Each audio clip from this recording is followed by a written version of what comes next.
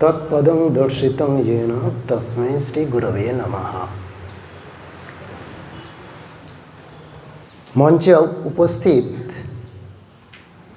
কোচবিহার রামকৃষ্ণ মঠের অধ্যক্ষ মহারাজ স্বামী বিজ্ঞানন্দজি মহারাজকে সশ্রদ্ধা প্রণাম জানাই। মঞ্চে উপস্থিত স্বামী কৃপাকরানন্দজি মহারাজ, স্বামী পূর্ণেশ্বরানন্দজি মহারাজ, এছাড়া কোচবিহার মঠের অন্যান্য সন্ন্যাসী বৃন্দদের জানাই প্রণাম, নমস্কার। শ্রীরামকৃষ্ণ অনুরাগী ভক্তবৃন্দদের জানাই নমস্কার, আন্তরিক অভিনন্দন এবং শুভেচ্ছা। ভগবান শ্রীরামকৃষ্ণদেব আমাদের উপর কি কি দায়িত্ব এবং কর্তব্য বলেছেন সেই নিয়ে কয়েকটি কথা বলছি। দক্ষিণেশ্বরে ভগবান শ্রীরামকৃষ্ণদেব যখন ছিলেন, অশ্বিনীবাবু দেখলেন যে ঠাকুর একা আছেন। ঠাকুরের কাছে গিয়ে অশ্বিনীবাবু বললেন যে আমার দুটি প্রশ্ন আছে। কি প্রশ্ন? না, সংসারে কেমন করে থাকব এবং তাকে কেমন করে পাব। আমাদের প্রত্যেকের জীবনে এটা অতি তাৎপর্যপূর্ণ। ঠাকুর বললেন যে সংসারে থাকতে গেলে একটু গোলাপি নেশা করে থাকতে হবে। কি সেটা? না, মনটাকে অন্তর্মুখ করে তার ভাবে ভরে থাকা, অর্থাৎ ঈশ্বরের শরণাপন্ন হওয়া, তার চিন্তন করা। ঠাকুর বললেন যে তার সঙ্গে সদসৎ বিচার করতে হবে, কোনটা ভালো কোনটা মন্দ। নির্জন বাস, সাধু সঙ্গ, ঈশ্বরের জন্য ব্যাকুল, এইভাবে থাকলেই তাহলে আর চিন্তা নেই। তাকে পাবো কেমন করে? ভগবান শ্রীরামকৃষ্ণদেব বললেন তিনি সব সময় আমাদের তার দিকে টানছেন। ফর এক্সাম্পল, যে চুম্বক যেমন লোহাকে নিজের দিকে টেনে নেয়, তদ্রূপভাবে ভগবান সব সময় আমাদের তার দিকে টেনে নিচ্ছেন। কিন্তু একটা অসুবিধা হলো, যদি ছুঁচ ময়লায় জমে যায় তাহলে চুম্বকের টানতে কষ্ট হয়। তদ্রূপভাবে আমাদের মনের মধ্যে নানান আবিলতার জন্য, কামনা বাসনা, হিংসা, রাগ, দ্বেষ এগুলো থাকার জন্য ভগবান ঠিকভাবে টেনে নিতে পারছেন না। তো ভগবান উপায় বলে দিচ্ছেন যে এই উপায় যদি তোমরা করো তাহলে তোমাদের ভিতরে যে আবিলতার স্তূপ আছে ধীরে ধীরে ওটা নষ্ট হয়ে যাবে। তারপরে তোমাদের কিছু বলতে হবে না, ভগবান নিজের দিকে তিনি নিজেই টেনে নেবেন। শ্রীরামকৃষ্ণদেব বলছেন যে তাকে তোমরা কোথায় খুঁজছো? প্রতিটি জীবেতে তিনি আছেন। মানব সত্তায় তার অবস্থান অনেক বেশি, আর অধিকতর অবস্থান হচ্ছে ভক্ত এবং ঈশ্বরের মাঝে। ভক্তের হৃদয় ভগবানের বৈঠকখানা। হৃদয় হচ্ছে ডঙ্কা মারা জায়গা। আর কি বললেন? প্রতিটি জীবই শিব, শিব জ্ঞানে জীবের সেবা করতে হবে। মহাভারতে একটা সুন্দর শ্লোক আছে, অমৃতশ্চৈব মৃত্যুশ্চ দ্বয়ম দেহে প্রতিষ্ঠিতম মৃত্যুরাপদ্যতে মোহাত সত্যেনা পদ্যতে অমৃতম। আমাদের এই দেহযন্ত্র অমরত্ব এবং মৃত্যু এই দুটি জিনিসে ভরপুর। আমরা যদি মোহগ্রস্ত হই কামনা বাসনার দাস হই, তাহলে আমরা মৃত্যু পথযাত্রী হব। আর যদি সত্য পথ অবলম্বন করি, অমরত্ব লাভ করব। ভগবান শ্রীরামকৃষ্ণদেব বললেন, সাধু সঙ্গ হচ্ছে চাল ধোয়ানি জল। ঘোর মাতাল যদি মাতলামি করে, তাকে যদি চাল ধোয়ানি জল একটু একটু করে খাওয়ানো যায়, তাহলে তার মাতলামি ছেড়ে যায়। তাই সাধু সঙ্গ বিশেষ দরকার। সাধু সঙ্গে রাজর্ষি বিশ্বামিত্র স্বল্পক্ষণ ব্রহ্মর্ষি বশিষ্ঠর সঙ্গ করার জন্য রাজর্ষি থেকে ব্রহ্মর্ষি থেকে পরিণত হয়েছিলেন। গিরিশচন্দ্র ঘোষকে যখন জিজ্ঞাসা করা হলো, ঠাকুরের সম্বন্ধে আপনি কিছু বলুন, তাই গিরিশচন্দ্র ঘোষ বললেন, তিনি কে ছিলেন আমাকে দেখলে বুঝতে পারবি। আমি কি ছিলাম আর কি হয়েছি, তিনি কৃপা করে আমাকে দেবতায় পরিণত করেছেন। মানব সত্তার চরম অনন্যতা হলো মানুষই একমাত্র বুঝতে পারে কোনটা ভালো কোনটা মন্দ। সে যদি ইচ্ছা করে ঈশ্বর লাভ অবশ্যই করতে পারে। মণিমালায় যেমন এক একটা মণি একটা সুতোর দ্বারা সীমাবদ্ধ হয়ে সুসজ্জিত একটা মালায় পরিণত হয়, তদ্রূপভাবে পরমাত্মা জগতের অনন্ত বৈচিত্র্যকে একটার পর একটা সুসজ্জিত করে সুন্দর একটা মালা রচনা করেছেন। তার মধ্যে আমরা আছি, আপনারা আছেন, প্রকৃতির সব কিছুই আছে। তাই আমাদের সেই পরমাত্মারূপ সুন্দর সুতোটি আবিষ্কার করতে হবে। ভগবান শ্রীরামকৃষ্ণদেব বললেন, জগৎটা চৈতন্যের জোরে আছে। অবতার আসেন ভক্তের জন্য, অভক্তের জন্য নয়। আর যদি অভক্ত থাকে, তাকেও ভক্তরূপে পরিণত করেন। গীতায় যদি আমরা দেখি, সেখানটায় দেখতে পাবো ভগবান শ্রীকৃষ্ণ অর্জুনকে প্রফাউন্ড সিক্রেট যে কথাটি, সেটা বলছেন, ঈশ্বর সর্বভূতানাং হৃদ্দেশে অর্জুন তিষ্ঠতি ভ্রামায়ণ সর্বভূতানি যন্ত্র রূঢ়ানি মায়া। ঈশ্বর কোথায় থাকেন? আমাদের হৃদয়ে। তমেব শরণং গচ্ছ সর্বভাবেন ভারত। তাই ঈশ্বরের শরণাপন্ন হও, তাহলে আমাদের মানব জীবন সার্থক হবে। ঠাকুর সুন্দর উপমা দিলেন, যদি ভিজে দেশলাই কাঠি হয়, তাহলে যতবার ঠোকো না কেন জ্বলবে না, এক রাশ কাঠি লোকসান হবে। তাই বিষয়াসক্ত মন ভিজে দেশলাই কাঠির মতন। জীবন থেকে ভোগ বিতৃষ্ণা যদি না যায়, নিবৃত্তি পথ আসবে না। নিবৃত্তি পথ যদি না আসে, ঈশ্বরের কাছে পৌঁছানো যাবে না। বিষাদে ধর্ম জীবন আরম্ভ হয়। বিষাদ এলেই আসবে বিবেক। এই বিষাদ এবং বিবেক ধর্ম জীবনের পথটা পরিষ্কার করে রাখে। আমরা যদি ভগবান বুদ্ধের দিকে তাকাই, দেখব ভগবান বুদ্ধের জীবনে বিষাদ এসেছিল বলে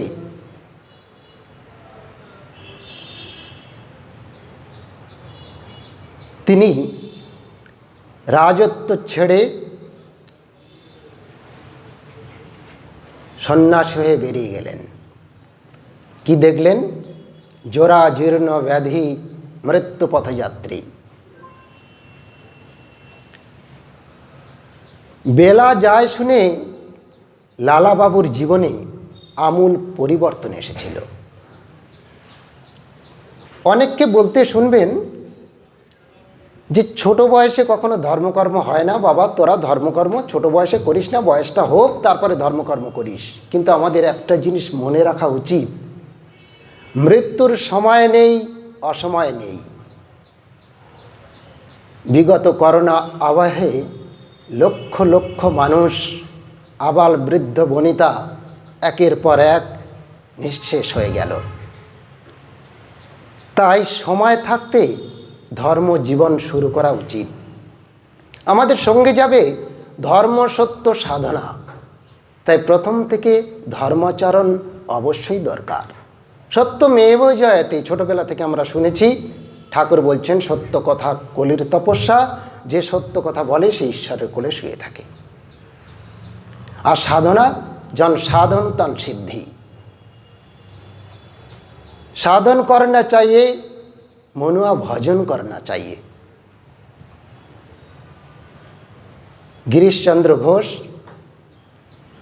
तार गाने लिखছেন,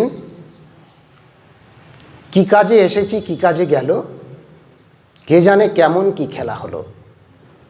আমরা কি কোনোদিন নিজেদের নিয়ে চিন্তা ভাবনা করেছি কিসের জন্য ঈশ্বর আমাদের পৃথিবীতে পাঠিয়েছেন, আর আমরা পৃথিবীতে এসে কি করছি? আমরা সব কিছু ম্যানেজমেন্ট করছি, অফিস আদালত সংসার এভরিথিং, কিন্তু সেলফ ম্যানেজমেন্ট করতে শিখেছি কি? আগে আমাদের সেলফ ম্যানেজমেন্ট করতে হবে। আর একটি খুব গুরুত্বপূর্ণ কথা বললেন ভগবান শ্রীরামকৃষ্ণদেব, আধ্যাত্মিক জীবনে অহংকার বড় বাধা। স্বামী বিবেকানন্দ বলছেন, this me and mind is the very root of all the evil in the world. তাই আমিত্ব যদি থাকে কি হবে? In doing evil we injury ourselves and other also. আগে তার নিজের ক্ষতিটা হবে, তারপরে অন্যের ক্ষতি হবে। তা বেণীমাধব পালের বাগান বাড়িতে ব্রহ্ম অধিবেশন শুরু হয়েছে। ঠাকুরকে নিমন্ত্রিত অতিথি হিসাবে নিয়ে আসা হয়েছে। আর কে কে এসছেন? বিজয় কৃষ্ণ গোস্বামী, ত্রৈলোক্যনাথ সান্যাল, আরও মহান ব্যক্তিত্ব সম্পন্ন মানুষ। আর এসছেন সাব জজ। তো ভগবান শ্রীরামকৃষ্ণদেব সাব জজের দিকে তাকিয়ে দেখলেন অহংকারে পরিপূর্ণ। তার দিকে তাকিয়ে বললেন, অহংকার তমগুণ থেকে হয়। এই অহংকার আছে বলে ঈশ্বরকে দেখা যাচ্ছে না, একটা আড়াল করে রেখেছে। আমরা দুদিনের জন্য এসেছি, তাই জজই হও যাই হও সব কিছু দুদিনের জন্যে। একটা সুন্দর গল্প বলি। এক সাধু প্রত্যেককে ধর্মকথা শোনাচ্ছেন। তা এক জেনারেল মেজর, উনি এই কথা শুনে সাধুটির আশ্রমে এসে, সাধুটি যেখানে বসে আছেন তার সামনে টেবিলের উপর বুট পায়ে দিয়ে পা তুলে দিয়েছেন, তরবারিটা টেবিলের উপর রেখে দিয়েছেন, ছোট একটা পিস্তল টেবিলের উপর রেখেছেন। সাধুটিকে বললেন, আমি শুনেছি আপনি নাকি সবাইকে জ্ঞান দিয়ে বেড়াচ্ছেন, আমাকে কিছু জ্ঞান দিন, ছাড়ুন। সাধুটি ওনার দিকে তাকালেন। সাধুটি বললেন, ঠিক আছে, আপনি তো এসছেন অনেক কষ্ট করে, তার আগে কিছু আপনি খাওয়া দাওয়া করুন, তারপরে আপনাকে বলবো। সাধুটি কী করলেন? একটা গ্লাস নিয়ে আসলেন আর এক ক্যান দুধ নিয়ে আসলেন। জেনারেল মেজরটির সামনে গ্লাসটি রেখে সাধুটি দুধ ঢালতেই আছেন, ওভারফ্লো হয়ে পড়ে যাচ্ছে। মেজর বলছেন, যার এইটুকু সামান্য জ্ঞান নেই যে দুধ পড়ে যাচ্ছে অথচ ঢেলেই যাচ্ছেন, তার কাছে আমি কি জ্ঞান নেব? সাধুটি বললেন যে আপনার ভিতরের অজ্ঞান এই পরিপূর্ণ দুধের মতো হয়ে গেছে, আমি যদি জ্ঞান দেই নিতে পারবে না, পড়ে যাবে। আগে আপনার অজ্ঞানটা ত্যাগ করে আসুন, তারপরে আমি জ্ঞান দেব।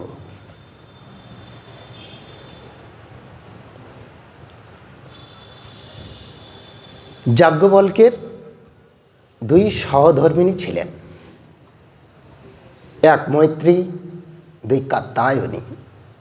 তা যাজ্ঞবল্ক্য প্রবজ্জা গ্রহণ করার প্রাক্কালে তার দুই সহধর্মিণীকে ডাকলেন, ডেকে বললেন, প্রথমা পত্নী মৈত্রীকে ডেকে বললেন, মৈত্রী, আমি প্রবজ্জা গ্রহণ করব, তাই আমার ইচ্ছা যাওয়ার আগে আমার যত প্রপার্টি আছে তোমাদের দুজনকে সমানভাবে বন্টন করে যাব।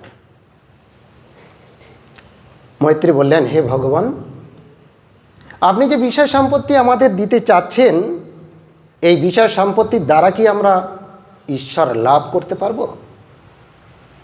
যাজ্ঞবল্ক্য বললেন, নেভার। বিষয় কখনো ঈশ্বর লাভ করাতে পারে না। বিষয়ান বিষবৎ ত্যাজিত, এটা শুধু ভোগের জন্য। ভোগের রোগ ভয়ম, কি হবে? ত্যাগ। ত্যাগে নৈক অমৃতত্ব মানস, ত্যাগ ছাড়া অমৃতত্ব লাভ করা যায় না। মৈত্রী বললেন যে প্রভু, আমি বিষয় সম্পত্তি চাই না। যে জিনিসটা নিলে আমার মানব জীবন সার্থক হবে, সেই জিনিসটা আপনি আমাকে দিন। যাজ্ঞবল্ক্য মৈত্রীকে আত্ম সম্পর্কে সুন্দর কথা বললেন, যে জগতে একটাই বস্তু আছে যাকে লাভ করলে এই জীবনটা সার্থক হবে। মহাভারতে পাণ্ডু যখন শরীর ত্যাগ করলেন, কুন্তী যখন অসহায় বোধ শুরু করলেন, ভগবান শ্রীকৃষ্ণ এসে বললেন, পিসি, আমি দেখছি যে আপনার ভিতরে এখনো দুঃখ কষ্ট আছে। আপনি যদি বলেন তাহলে এখনই সেই দুঃখ কষ্ট আমি ধূলিসাৎ করে দিয়ে জীবনে আনন্দে ভরপুর করে দিতে পারি। কুন্তী সুন্দর কথা বললেন যে, হে কৃষ্ণ, আজ যদি আমি বিষয় সম্পত্তির মধ্যে ডুবে আমোদ আহ্লাদ বিলাসিতার মধ্যে জীবনযাপন করি, তুমি আমাকে ভুলে যাবে। তাই আমি চাই যে আরো বেশি করে আমার জীবনে দুঃখ আসুক, অভাব আসুক, তাহলে তুমি আমাকে ছেড়ে কোনোদিন চলে যাবে না। তাই আমাদের মনের মধ্যে এই বিষাদ, ভগবান শ্রীরামকৃষ্ণকে পাওয়ার যে আবেগ, পাওয়ার যে চিন্তা ভাবনা আরো গাঢ় করতে হবে। সম্পূর্ণ নিঃসম্মলতা না হলে ভগবানকে সম্বল করা যায় না। ত্যাগই একমাত্র ভগবানকে কাছে এনে দিতে পারে। ইহুদি ধর্মশাস্ত্রে আছে, ঈশ্বরের পুত্রত্ব লাভ না করলে ঈশ্বরকে পাওয়া যায় না। তাই ঈশ্বরের পুত্রত্ব লাভ করার আগে কিছু কোয়ালিটি তো আমার থাকতে হবে। আমি মুখে বললে তো হবে না আমি ঈশ্বরের পুত্র। জেসাস ক্রাইস্ট সেই জন্য বলেছিলেন, I and my father are one. তাহলে সেই কোয়ালিটিটা আমাদের জীবনে আনতে হবে। আমাদের চিন্তা ভাবনা তার ভিতরে যেন কোনো স্বার্থ না থাকে। স্বামী বিবেকানন্দ বলছেন, every act of selfish or thought of selfish makes us attached to something and immediately we are made slaves. আমাদের প্রত্যেকটা চিন্তা এবং কার্য যদি স্বার্থপূর্ণ হয়, তাহলে আমরা কোনো না কোনো বস্তুর প্রতি আসক্ত হই এবং সঙ্গে সঙ্গে তার দাস হয়ে যাই।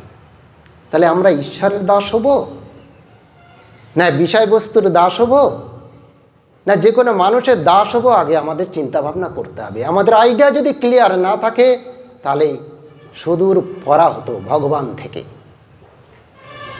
সংসারের মধ্যে থেকে কিভাবে শান্তি লাভ করা যায় তার পথ আগে আমাদের জেনে নিতে হবে। জিসাস ক্রাইস্ট বলছেন, ধাক্কা দাও, দরজা খুলে যাবে। প্রশ্ন করো, উত্তর আসবে। খোঁজো, তাকে পাবে। আমাদের জীবনে এগুলো খুবই দরকার। শ্বেতাশ্বতর উপনিষদে আছে, উপনিষদ ঋষি বলছেন, শ্রেণন্ত বিশ্ব অমৃতস্য পুত্রা আজে ধামানি দিব্যানি তস্তু বেদাহমেতং পুরুষং মহান্তম আদিত্যবর্ণং তমসা পরস্তাৎ। সেই আদিত্য পুরুষ, মহান পুরুষকে আমি জেনেছি হে মর্তবাসী, এবং স্বর্গে যারা আছো তারাও শোনো। তিনি অজ্ঞান এবং তমের পারে। তমেব বিদিত্বা ইতি মৃত্যুমেতি নান্যপন্থা বিদ্যতে অয়নায়। তাকে জানতে পারলে আমাদের ভিতরের সমস্ত অজ্ঞান, অন্ধকার, আবিলতা যা কিছু আছে সব নষ্ট হয়ে আমাদের জীবনটা সুন্দর করে তুলবে। ভয়ঙ্কর মৃত্যুর হাত থেকে বাঁচতে গেলে এই পথ ছাড়া দ্বিতীয় অন্য কোনো পথ নেই।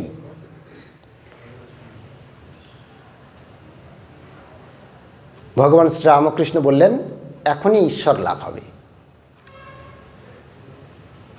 ঈশ্বর লাভ হচ্ছে না কেন? বলছেন, আমাদের মনটা বন্ধক রেখেছি। স্বর্ণকারের কাছে কিছু বন্ধক রাখতে গেলে তার কাছ থেকে তো কিছু নেওয়া হয়, যত সময় না ফেরত যায় তত সময় বন্ধক জিনিসটা আসে না। আমরা কোথায় বন্ধক রেখেছি মনটা? সংসারে নানান রকমের কাজের মধ্যে।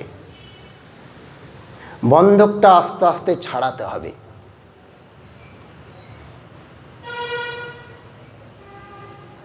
ঠাকুর বললেন, তার কৃপা ছাড়া আমাদের মনটা তার দিকে কখনো যাবে না। জনৈক ভক্ত বলছেন, তাহলে আমাদের উপায় কি?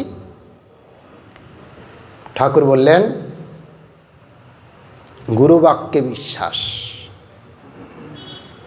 গুরুর বাক্য অবলম্বন করে থাকা। যিশুর কাছে এক ধনাঢ্য পরিবারের সন্তান এসে বলছেন যে, হে প্রভু, আপনি আমাকে এমন একটা উপায় বলে দিন যাতে করে আমার জীবনে আমি শান্তি খুঁজে পাই, কারণ বড় অশান্তির মধ্যে আমি জীবনযাপন করছি। যিশু সুন্দর কথা বললেন যে, দেখো, সর্বপ্রথম তুমি তোমার যে অটুট সম্পদ আছে সেই সম্পদগুলো দুঃখ, দুস্থ, নিপীড়িত মানুষদেরকে বিতরণ করে এসো। সম্পূর্ণ হাত যখন খালি হবে তুমি আমার কাছে এসো, তারপরটা আমি দেখব। কিন্তু যত সময় আমাদের মনটা আসক্তিপূর্ণ থাকবে তত সময় আমরা ঈশ্বরের কাছে কখনোই পৌঁছাতে পারবো না। যদি আমরা দেখি যে এই জীবনটা ক্ষণস্থায়ী,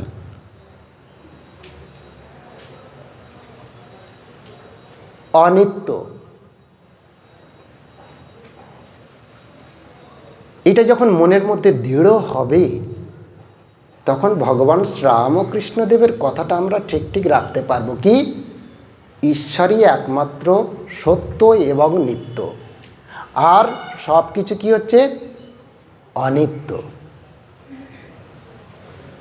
তা আমাদের কোনটা ভালো, কোনটা মন্দ, কোনটা সত্য, কোনটা মিথ্যা, এগুলো আমাদের চিন্তা ভাবনা করে চলতে হবে। গীতার মহতী শিক্ষা হচ্ছে হে জীব, আসক্তি ত্যাগ করে ভগবানের শরণ হও। শ্রীকৃষ্ণ গীতা মুখে বলছেন, সর্বধর্মান পরিত্যাজ্য মামেকং শরণং ব্রজ, অহং তাং সর্ব পাপেভ্য মোক্ষয়িষ্যামি মা শুচ। যত সময় পূর্ব দিক না গেলে পশ্চিম দিকে আগাতে পারবো না, আগে একটা পিছবে একটা আগাতে হবে। একসঙ্গে আমরা যদি বলি পূর্ব আর পশ্চিম দুটো দিক একসঙ্গে আমরা টেনে নিয়ে চলবো, কখনো জীবনে সম্ভব হবে না। আর এটা সম্পূর্ণ ঈশ্বরের উপরে, ঈশ্বরের করুণার উপর। কেমনভাবে থাকতে হবে?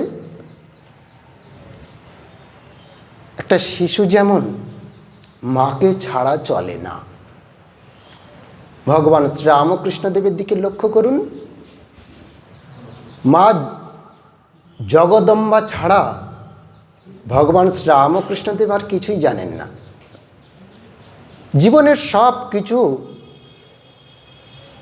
মাই একমাত্র সম্বল। সেই জন্যেই জগৎ জননী ভগবান শ্রীরামকৃষ্ণদেবকে সন্তান রূপে কোলে টেনে নিয়েছেন। আর যখন একই সত্তায় সত্তান্বিত হয়ে যায়,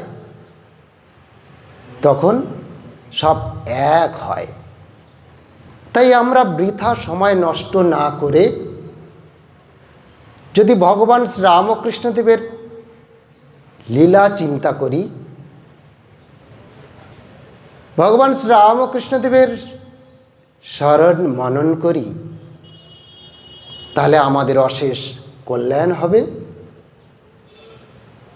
এবং এই চিন্তা ভাবনায় এত শান্তি, এত আনন্দ, এত শিক্ষা আসবে, যেটা আমাদের কোথাও যাওয়ার দরকার হয় না।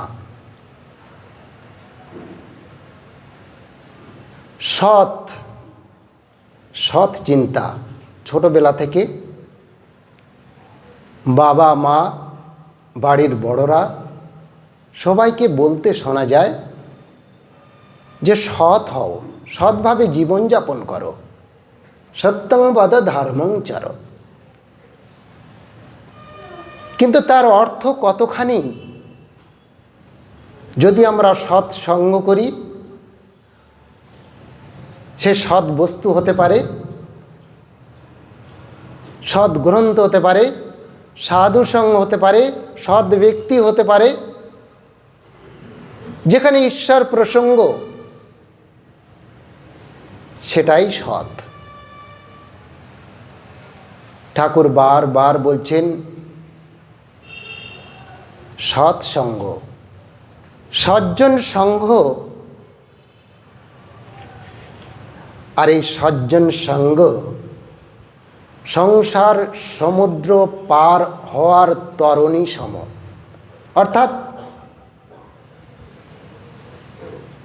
এই সংসারের দুঃখ কষ্ট মায়া মোহ থেকে আমরা একমাত্র উদ্ধার হতে পারি সাধু সঙ্গে, সৎসঙ্গে।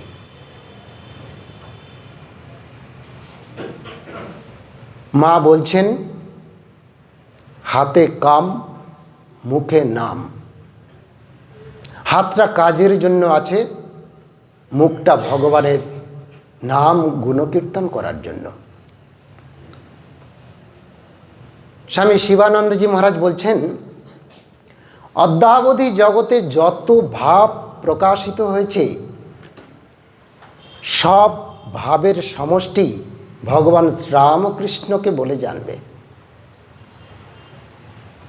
মাকে একবার জনৈক ভক্ত জিজ্ঞাসা করছেন যে, মা,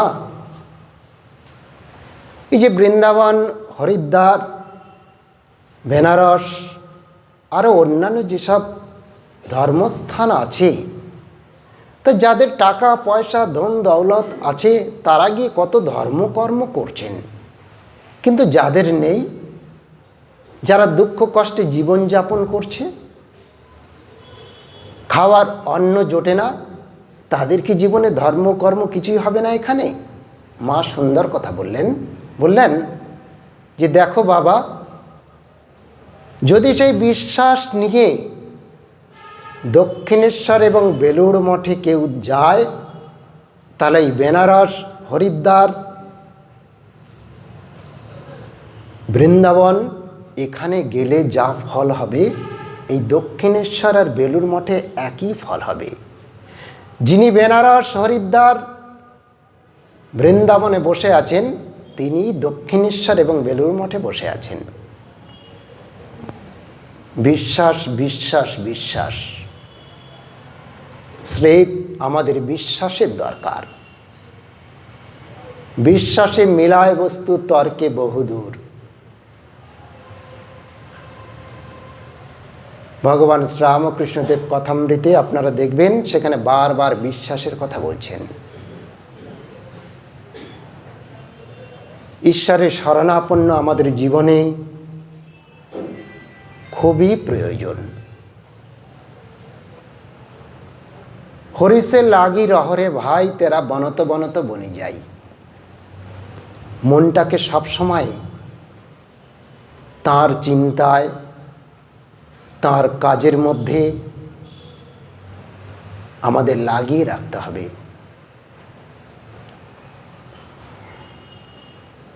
স্বামীজির মাধ্যম দিয়ে ভগবান শ্রীরামকৃষ্ণদেব দায়িত্ব দিয়ে দিলেন, শিবজ্ঞানে জীবের সেবা। প্রত্যেকটা জীবকে শিব জ্ঞানে সেবা করো। সেই ভাবটা আমাদের মধ্যে আসলে ধীরে ধীরে আমাদের মনের মধ্যে সৎ, সত্য, সাধনা এই রাস্তাগুলো খুলে যাবে। আমাদের জীবনে চাওয়া পাওয়ার কিছু নেই। শুধু অজ্ঞানবশত আমরা এটা আমার সেটা আমার করে বেড়াচ্ছি। কিন্তু নিগূঢ়ভাবে যদি আমরা চিন্তা ভাবনা করি, তাহলে দেখতে পাব অল্প সময়ের মধ্যে আমরা এসেছি জগতে, আবার ফিরে যাব। এটা নাট্যমঞ্চ। এই নাট্যমঞ্চে কে কতটা ভালো অ্যাক্টিং করতে পারে সেটা দেখার। কিন্তু কোনটা ভালো অ্যাক্টিং, কোনটা মন্দ, এটা আমাদের আগে বিচার করতে হবে। যদি আমরা ভুলবশত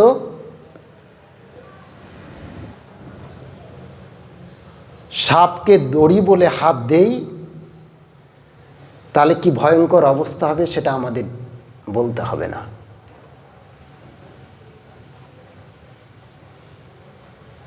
জগৎ সবসময় প্রত্যেককে মায়া, মোহ, অটুট সম্পদ, ঐশ্বর্যের মাধ্যমে অক্টোপাসের মতো আবদ্ধ করে রাখার চেষ্টা করে। মহামায়া খেলতে ভালোবাসেন। তিনি কখনো চান না তার খেলার বিরাম হোক। খেলা সাঙ্গ হয়ে গেলে সব শেষ। কিন্তু বিভিন্ন খেলার মধ্যে সন্তানকে মা রেখে বিভিন্ন কাজ করেন। সন্তান যখন খেলনা ফেলে দিয়ে মামা বলে চিৎকার করে, তখন মা নিজে এসে সন্তানকে কোলে তুলে নেন।